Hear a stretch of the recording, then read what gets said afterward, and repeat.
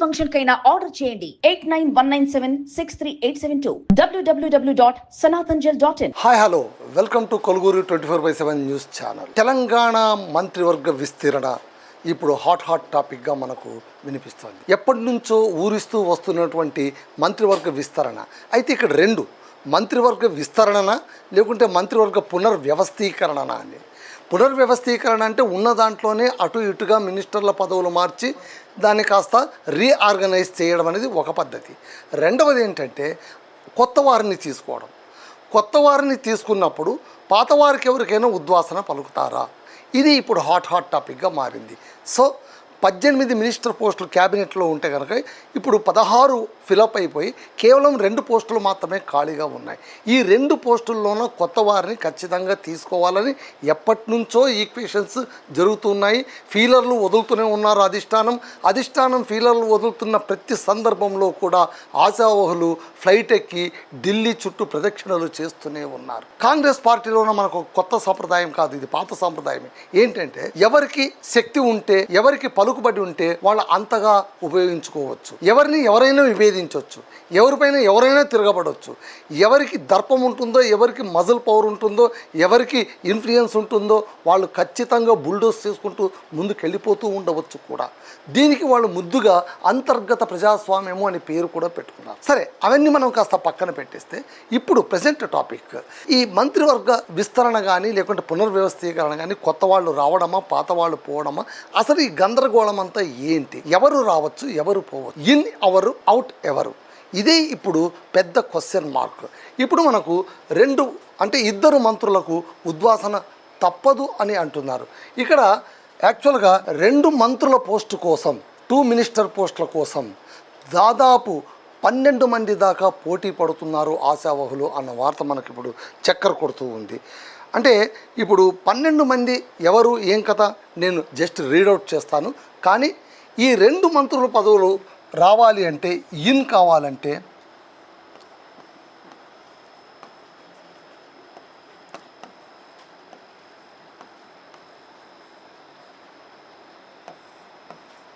In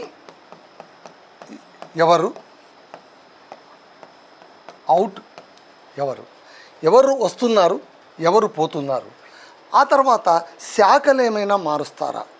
ఎందుకంటే కొందరికి 2 పోర్ట్ఫోలియోలు కూడా ఉన్నాయి కాబట్టి అలాగ ఆ పోర్ట్ఫోలియోను ఒకటిగా పెట్టి ఇంకొకరికి సర్ది ఏమైనా కొత్త వారికి అకామిడేట్ చేస్తారా? ఇవన్నీ కూడా ఇప్పుడు మనకు ఉత్పన్నమవుతున్నటువంటి ప్రశ్నలు. ఈ ప్రశ్నలు కేవలం బయట ఉన్నటువంటి పబ్లిక్కే కాదు, పార్టీలో ఉన్నటువంటి కార్యకర్తలకు, అసలు ఆశావహులకు కూడా ఇది ఒక పెద్ద బ్రహ్మ పదార్థం. ఎవరికి ఇస్తారు, ఎవరికి ఇవ్వరు, ఎవరికి ఛాన్స్ ఉంది, ఎవరికి ఛాన్స్ లేదు. ఎందుకంటే చివరి నిమిషం దాకా కూడా అధిష్టానం ఊరిస్తూనే ఉంటుంది. మీకు ఇస్తాము అన్నట్టు ప్రతి ఒక్కరికి చెబుతూనే ఉంటుంది. చివరి నిమిషంలో తెరపై ఎవరి బొమ్మ కనిపిస్తుందో వాళ్ళే రాజు అవుతారు, ఎవరిది కనిపించారో వాళ్ళే జోకర్గా మిగిలిపోతారు. ఇదైతే అక్షర సత్యం.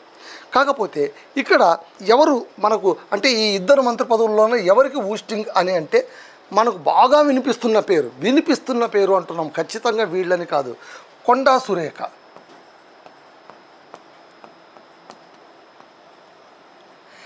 వీరు గత కొంతకాలంగా అసలు ఉన్నారా లేదా అన్నట్టుగానే ఉన్నారు, నామమాత్రంగా ఉన్నారు, చెడి చప్పుడు లేదు.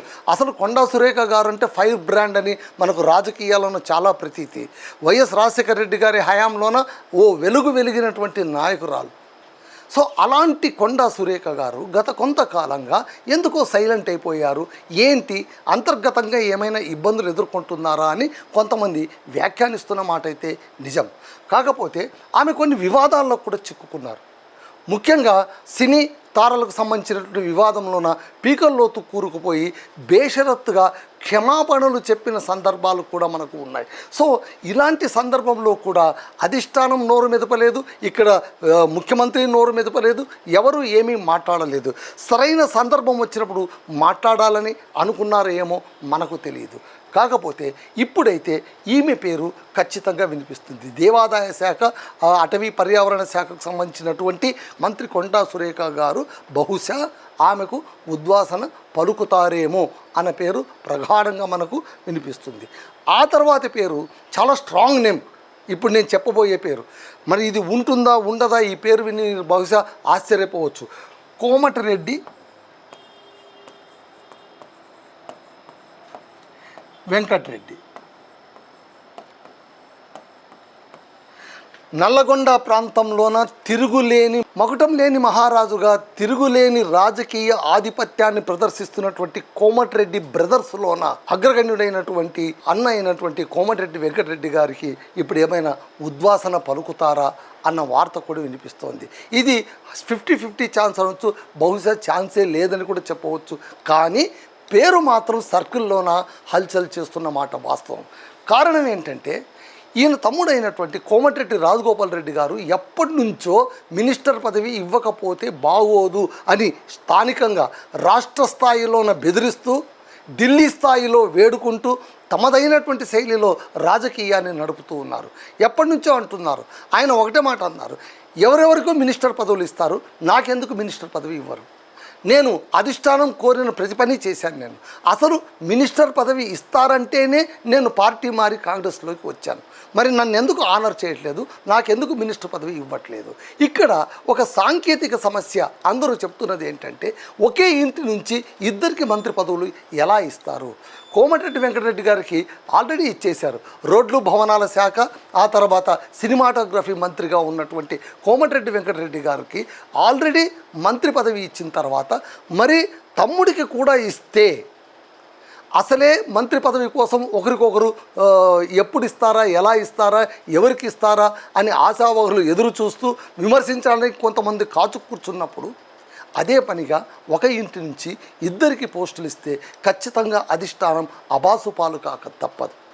మరి అబాసుపాలు అయినా పర్వాలేదు, వాళ్ళిద్దరు స్ట్రాంగ్ లీడర్స్ కాబట్టి, పార్టీకి కావాల్సిన వారు కాబట్టి ఖచ్చితంగా ఇవ్వాలి అనుకుంటే ఇవ్వవచ్చు. కానీ ఇస్తారా అనేది మాత్రం పెద్ద క్వశ్చన్ మార్క్. ఒకవేళ కోమటిరెడ్డి రాజగోపాల్ రెడ్డి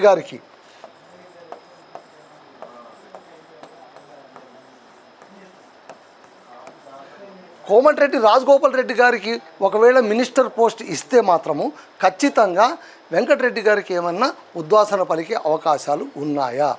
కేవలం ఒకే ఒక కారణం, అంటే వాళ్ళు అసమర్థులా, లేదా వాళ్ళకి ఇవ్వకూడదా, వాళ్ళ మధ్య ఏమన్నా రాజకీయ వైరుధ్యాలు ఉన్నాయా? ఇవన్నీ కానే కావు. వీటన్నిటికీ అతీతంగా రాజకీయాలు చేస్తున్నటువంటి శక్తులు వారు. కాకపోతే ఇప్పుడు ఏంటంటే తమ్ముడికి ఇవ్వాల్సి వచ్చినప్పుడు అన్నకి ఏమైనా త్యాగం చేయమని కోరుతారా అనే ఒక మాట మాత్రం వినిపిస్తోంది. ఇది ఎంతవరకు వాస్తవమో తెరపైన మనం చూడవలసి వస్తుంది. సో ఇక్కడ ఈ పేర్లతో పాటు కొంతమంది ఆశావాళ్ళ పేర్లు I will read it out. Munugode MLA Komatireddy Rajagopal Reddy పేరు మనం ఇప్పుడు ఆల్రెడీ విన్నాము. ఆ తర్వాత ఇబ్రహీంపట్నం ఎమ్మెల్యే మల్రెడ్డి రంగారెడ్డి పేరు వినిపిస్తోంది. అలాగే Parigi MLA P Rammohan Reddy, Bodhan MLA P Sudarshan Reddy పేర్లు వినిపిస్తున్నాయి. అంటే ఛాన్సెస్, అంటే వీళ్ళందరూ ట్రై చేస్తుండొచ్చు బహుశా.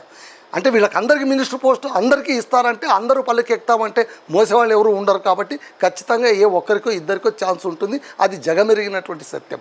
కాకపోతే ఇన్ని పేర్లు వినిపించడానికి కారణం ఏంటంటే ఇంతమంది కూడా they are trying their luck అని అర్థం అన్నమాట. So Parigi MLA Rammohan Reddy, Bodhan MLA P Sudarshan Reddy, Devarakonda MLA Balu Nayak, ఆ తర్వాత డోర్నకల్ ఎమ్మెల్యే రామచంద్ర నాయక్ పేరు కూడా బలంగా వినిపిస్తోంది. మంచిర్యాల ఎమ్మెల్యే ప్రేమ్ సాగర్ రావు, ఈయన పేరు ఖచ్చితంగా వినిపిస్తోంది. ఈయన గొడవ పెడుతున్నారు కూడా. చాలా సందర్భంలోనే ఈయన ఏమంటున్నారంటే మాకెందుకు పోస్ట్ ఇవ్వకూడదు, ఇంతవరకు మమ్మల్ని వెయిట్ చేయించారు కదా, ఇస్తే తప్పేముంది, ఇంకా ఎంతకాలం మమ్మల్ని వెయిట్ చేయిస్తారు, అప్పటికే సగం పుణ్యకాలం కాస్త గడిచిపోయింది కదా అని ఆందోళన చేస్తున్నటువంటి నాయకుల్లో ప్రేమ్ సాగర్ రావు పేరు కూడా మనకు బలంగా వినిపిస్తోంది. ఆ తర్వాత Yellareddy MLA Madan Mohan Rao, Jadcherla MLA Anirudh Reddy, PCC అధ్యక్షుడు ఎమ్మెల్సీ మహేష్ కుమార్ గౌడ్, ఈయన పేరు వినిపిస్తోంది. బహుశా ఒకవేళ కొంతమంది పరిశీలకుల అంచనా గనక నిజమైతే పొన్నం ప్రభాకర్ గారిని కాస్త తప్పించి ఆయనకి ఏమైనా అధ్యక్ష పదవి ఇచ్చి ఆ స్థానంలో ఈయన తీసుకొని వచ్చి కూర్చోపెడతారేమోనని ఒక చిన్న స్పెక్యులేషన్ జరుగుతోంది, రాజకీయ ఊహాగానం జరుగుతోంది. ఎందుకంటే ఇద్దరు కూడా ఇంచుమించు ఒకే సామాజిక వర్గానికి చెందిన వారు కాబట్టి ఎవరిని ఇబ్బంది పెట్టకుండా చెయ్యాలి అనేటువంటిది ఒక మాట అయితే వినిపిస్తుంది. అలాగే గడ్డం ప్రసాద్ కుమార్ స్పీకర్, ఆయన పేరు వినిపిస్తోంది. డౌట్. ఆ తర్వాత ఎమ్మెల్సీ విజయశాంతి పేరు కూడా వినిపిస్తుంది. ఈ పేరు ఇప్పుడు కాదు, ఎప్పటి నుంచో వినిపిస్తుంది. అసలు ఆమెకి ఎమ్మెల్సీ పదవి ఇచ్చినప్పుడే చాలా ప్రకంపనలు చెలరేగాయి పార్టీలోన. ఇప్పుడు మళ్ళీ మినిస్టర్ పదవి ఇస్తే ఇంకెంత ప్రకంపనలు చెలరేగుతాయో. కాకపోతే అధిష్టానానికి చాలా సన్నిహితంగా ఉన్నటువంటి రాజకీయ నాయకురాలు కాబట్టి ఆమె కోరిక నెరవేరినా మనం ఆశ్చర్యపోనక్కర్లేదు.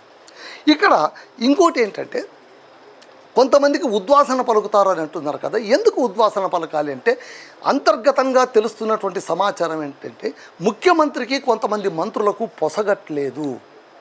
ముఖ్యమంత్రి గారు ఇతర శాఖల్లోన జోక్యం చేసుకుంటున్నారన్న ఒక అపవాదు కూడా ఇటీవల కాలంలో అయినా మూటగట్టుకుంటూ ఉన్నారు. సో వాళ్ళ శాఖలు వాళ్ళు నిర్వహించుకోవడానికి స్వతంత్రత లేదని ఒకటి. రెండవది ఏంటంటే అవిధేయంగా ఉండడము, డిజొబీడియంట్గా ఉండడము. ఎవరికి? ముఖ్యమంత్రి గారికి కాదు, డిజొబీడియంట్ టు అధిష్టానానికి హైకమాండ్కు వాళ్ళు డిజొబీడియంట్గా ఉండడం వల్ల కూడా అధిష్టానం సీరియస్గా ఆలోచిస్తుంది.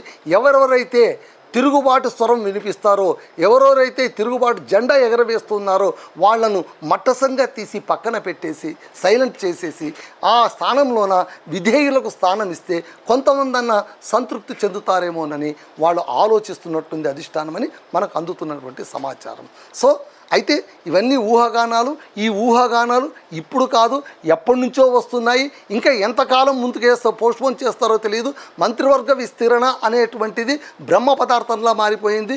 ఉగాది అన్నారు, సంక్రాంతి అన్నారు, మరొక రోజు అన్నారు, అన్నీ వెళ్ళిపోయాయి. 2.5 సంవత్సరాలు కూడా గడిచిపోయింది. కాంగ్రెస్ సర్కార్ పాతపడిపోయింది. ఇంకా విస్తరణ అనేటువంటి మాట ఆకాశంలో అలా కనిపిస్తూ ఊరిస్తూనే ఉంది. మళ్ళీ ఈసారన్నా ఈ విస్తరణ ఉంటుందా? ఎందుకంటే 5 రాష్ట్రాల ఎన్నికల తర్వాత ఖచ్చితంగా విస్తరణ ఉంటుందని ఎన్నికల ముందు చెప్పారు. సో ఆశావాళ్ళు మళ్ళీ ఓర్చుకున్నారు. ఎన్నికలు ఎలాగ అవుతాయి కదా, అయిన తర్వాత చూడొచ్చని. విస్తరణ ఎన్నికలు పూర్తయిపోయాయి. కేరళ ముఖ్యమంత్రిగా కాంగ్రెస్ సంబంధించినటువంటి నాయకుడే పదవీ స్వీకారం కూడా చేశారు. మన సీఎం గారు అటు వెళ్ళి వచ్చేసారు కూడా. చాలాసార్లు ఢిల్లీకి కూడా వెళ్ళి వస్తున్నారు. ఆ ఢిల్లీకి వెళ్ళిన ప్రతి సందర్భంలో కూడా ఖచ్చితంగా విస్తరణకు సంబంధించిన టాపిక్ కూడా వచ్చే ఉంటుంది. మరి ఏం చర్చించారో, ఏం చేశారో అన్నది మనం తెరపైన చూడాల్సినటువంటి అంశం. కాబట్టి ఆ ఇద్దరు దురదృష్టవంతులు ఎవరు, ఆ ఇద్దరు అదృష్టవంతులు ఎవరు, బయటికి వెళ్ళే దురదృష్టవంతులు ఎవరు, లోనికి వచ్చే అదృష్టవంతులు ఎవరో చాలా కొద్ది కాలంలోనే తెలుస్తుందని చాలామంది అంటున్నారు. మనం కూడా అది నిజమని నమ్ముతాం. That's all.